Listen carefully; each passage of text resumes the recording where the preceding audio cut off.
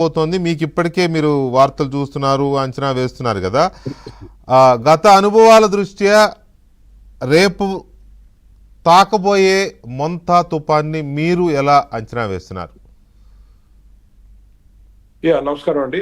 బేసికల్ గా 96 అంటే దాదాపు 30 years బ్యాక్ ఈస్ట్ గోదావరిలో ఇలాంటి తుఫాన్ అంటే అప్పట్లో ఈ తుఫాన్లకి స్పెసిఫిక్ నేమ్స్ పెట్టే పరిస్థితి అంటే ఆ ట్రెడిషన్ అప్పుడు ఉండేది లేదు, మనమే పెట్టుకునే వాళ్ళం దివిసీమ, కోనసీమ అని. అవును, అదే అంటే ఏదైనా ఇన్సిడెంట్ అయ్యి దాని తీవ్రతను బట్టి వాటిని పేర్లు మనం పెట్టేవాళ్ళం, కానీ ముందుగానే వాటిని నేమ్ చేయడం అనేది అప్పట్లో లేదు.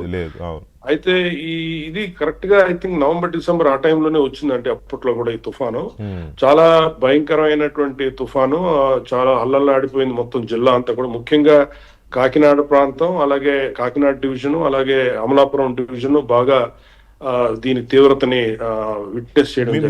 మీరు అప్పుడు కాకినాడ ఆర్డీఓనా అమలాపురం ఆర్డీఓ? నేను కాకినాడ ఆర్డీఓగా ఉండేవాడిని, అమలాపురంకి వేరే ఆర్డీఓ ఉండేవాళ్ళు. అప్పుడు రెడ్డి సుబ్రహ్మణ్యం గారు అంటే మన కంబైన్డ్ డిస్ట్రిక్ట్ దాదాపు మొత్తం అక్కడ దేవిపట్నం వరకు అంతా ఉండేది మనకి జిల్లా. కలెక్టర్ అప్పుడు వారు అప్పుడు కలెక్టర్ గా ఉండేవాళ్ళు. అయితే బేసికల్ గా అప్పుడు ఏంటంటే ఇంత అడ్వాన్స్ ఇంటిమేషన్స్ కూడా లేవండి అప్పట్లో. మనకి జస్ట్ ఆ ముందు రోజు మాత్రమే మామూలుగా అంటే తీర ప్రాంతాలకు ఎప్పుడు వచ్చేటటువంటి హెచ్చరికల్లాగే వచ్చింది, కానీ ఇది ఒక ఆరెంజ్ అని లేకపోతే రెడ్ అలర్ట్స్ లాంటివి కూడా ఏమి లేవు. అయితే ఆ రోజు మధ్యాహ్నం నుంచి వర్షాలు జల్లులు అవి పడడంతో మేము అప్పటి నుంచే జిల్లా మొత్తం అంటే జనరల్ ప్రోటోకాల్ ఎలా ఉంటుందంటే ఎప్పుడైనా ఇలాంటి తుఫాను హెచ్చరిక వచ్చిన వెంటనే మనం తహసీల్దారుల్ని, విఆర్ఓల్ని, అలాగే మండల స్థాయి అధికారుల్ని, గ్రామ స్థాయి అధికారులందరినీ కూడా వాళ్ళ హెడ్ క్వార్టర్స్ లో ఉండమని చెప్తాము. అలాగే గ్రామానికి అవసరమైనటువంటి నిత్యావసర వస్తువులన్నీ కూడా అందుబాటులో పెట్టుకోమని, అంటే బియ్యం కానీ లేదంటే కిరసనాయిలు కానీ ఇలాంటివన్నీ కూడా వాళ్ళు అందుబాటులో పెట్టుకోవాలని చెప్పి మనము ముందే ఆదేశాలు ఇస్తాము. అది జరిగిందా లేదా కూడా మనం మానిటర్ చేసుకుంటాం త్రూ తహసీల్దార్స్ ద్వారా. సో అదే రకమైనటువంటి ఆదేశాలు అందరికీ ఇచ్చాము.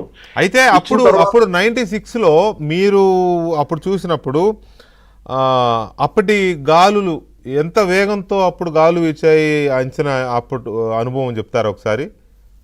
ఇది యాక్చువల్ గా ఇప్పుడు మీరు అడుగుతుంటే గుర్తొచ్చింది. ఈ తుఫాను జరుగుతున్నప్పుడు అప్పుడు ఈ ఎక్కువగా మనకి ఎఫెక్ట్ అయ్యే ప్రాంతాలు కొన్ని ఉన్నాయి. ఆ ప్రాంతాలని ప్రత్యక్షంగా వెళ్ళి చూద్దామనే ఉద్దేశంతో మేము మా జీప్ లో, అప్పట్లో ఇంత మోడర్న్ వెహికల్స్ కూడా ఉండేవి కాదు, ఓపెన్ జీపులు ఉండేవి, ఆ విల్లేజ్ జీప్స్ అని. ఆ జీప్లు వేసుకొని మేము, మా డ్రైవర్, మా సీసీ గారు కలిసి ఆ ఉప్పాడు కొత్తపల్లి వెళ్ళాలని బయలుదేరాం అనమాట. బయలుదేరినప్పుడు ఈ స్పెక్ట్రమ్ పవర్ ప్లాంట్ ఆ ఏరియాకి వచ్చినప్పటికీ ఒక చాలా పెద్ద కెరటం ఒకటి మా జీప్ ని హిట్ చేసింది. దాదాపు ఒక 2 అడుగులు వెనక్కి జరిగింది అనమాట జీప్ ఆ వేవ్ ఇంపాక్ట్ కి. సో అయినా దాన్ని లక్కీగా మళ్ళీ అది మమ్మల్ని లోపలికి తీసుకెళ్ళిపోలేదు.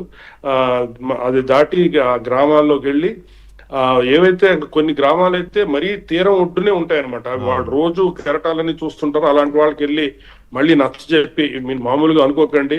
ఇక్కడ ఏంటంటే చాలా వరకు పీపుల్ సైకాలజీ ఎలా ఉంటుందంటే, ముఖ్యంగా మత్స్యకారులు, ఈ తీర ప్రాంతాల్లో ఉండేవాళ్ళు, ఇవన్నీ మేము ఇప్పుడు చూసినవే ఇవి, వీటి వల్ల మీరు మరీ మమ్మల్ని హడలు కొడుతున్నారు, కానీ అంత ఇదేం లేదు, మేము ఆ పరిస్థితి వచ్చినప్పుడే మీరు అరేంజ్ చేసిన రిలీఫ్ క్యాంప్స్కి వస్తాము అని కొంత అడమెంట్ యాటిట్యూడ్ కూడా వాళ్ళు ఉంటుంది.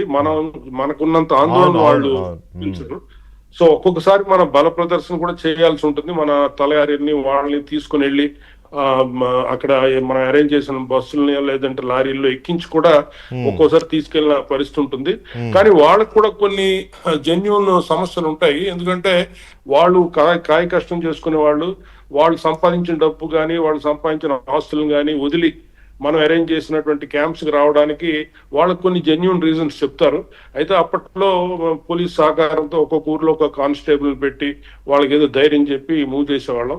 అయితే మళ్ళీ తిరిగి వచ్చేటప్పుడు మళ్ళీ ఇదే రూట్ లో వస్తే ప్రమాదం అని చెప్పి వయా కొమరగిరి, ఆ పిఠాపురం ఆ ప్రాంతాల నుంచి వచ్చినప్పుడు కూడా మా కళ్ళెదుటే పెద్ద పెద్ద చెట్లు కూలిపోవడం ఇవన్నీ కూడా జరిగాయి.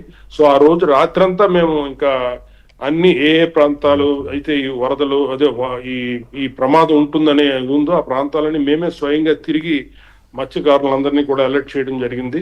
ఉమ్, ముఖ్యంగా జిల్లా కలెక్టర్ గారు అయితే ఆ రాత్రి పాపం ఆయన బయలుదేరారు, కానీ అమలాపురం నుంచి ఆయన వచ్చే పరిస్థితి లేదు. మాకు తెల్లవారి 7-8 గంటలకు మెసేజ్ ఏంటంటే, సార్ ఒక మోటార్ బైక్ లో ఎవరితో సహకారంతో వస్తున్నారని చెప్పి అంటే మేము జీపులో ఎదురెళ్ళి ఆయన్ని తీసుకొని రావడం జరిగింది. జిల్లా హెడ్ క్వార్టర్స్ కి డైరెక్ట్ గా కలెక్టర్ ఆఫీస్ కి రావడం జరిగింది. ముఖ్యంగా మేము చేసినటువంటి ఏర్పాట్ల వల్ల కాకినాడ డివిజన్ లో ఎటువంటి హ్యూమన్ లాస్ కూడా జరగలేదు. ప్రాణ నష్టం జరగలేదు. యా. ప్రాణ నష్టం అసలు ఏమీ జరగలేదు. అయితే దీనికి ఒకటి అధికారులు చేసినటువంటి చర్యలు కానివ్వండి, మనం అరేంజ్ చేసిన చాలా మంది లాస్ట్ వరకు కొంత మొండికేసినా సరే వాళ్ళు ఈ ఉధృతిని గుర్తించి వాళ్ళు కూడా అడ్మినిస్ట్రేషన్ కి సహకారం అందించారు. అయితే బేసికల్ గా ఇప్పుడు మళ్ళీ అలాంటి ఉపద్రవం వచ్చే అవకాశం ఉంది కాబట్టి అడ్మినిస్ట్రేషన్ ఇప్పటికే జాగ్రత్తలు తీసుకుంటున్నారని చెప్పి అనుకుంటున్నాము. ముఖ్యంగా ఏంటంటే ఇలాంటి తుఫాను టైంలో మనం ఎన్నో చూసాము. అయితే అరుణ్ కుమార్ గారు, ఇప్పుడు ఇలాంటి టైంలో ఎలాంటి